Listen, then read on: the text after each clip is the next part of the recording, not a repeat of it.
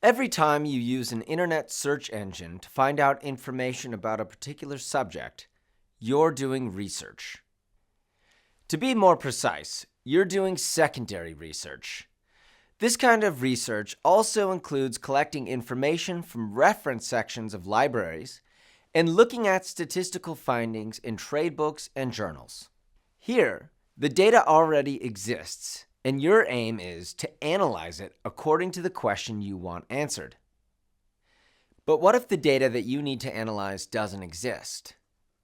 That's where primary research, the act of actually gathering the information, comes into play.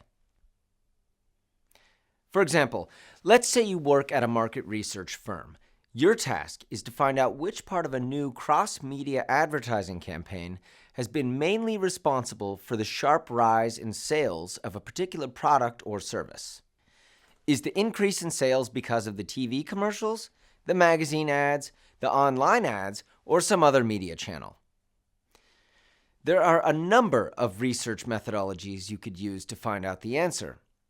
Some of these are quantitative, which means they result in actual numbers that can be analyzed, while others are qualitative and result in a better understanding of the buyer's opinions and behavior.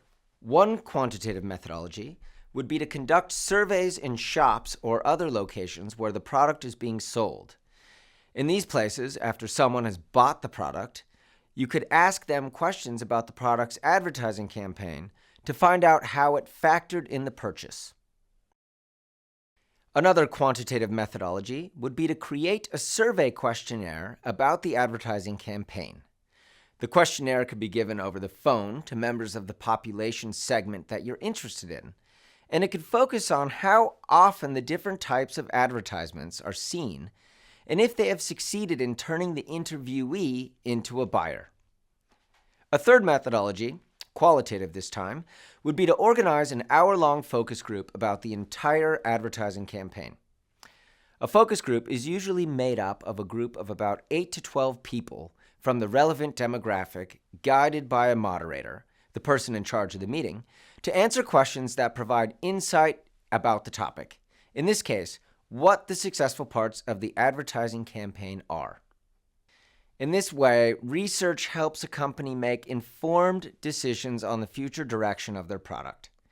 Deciding on the right research methodology and conducting that research efficiently and without bias helps a company find out what their customers think, need, and want.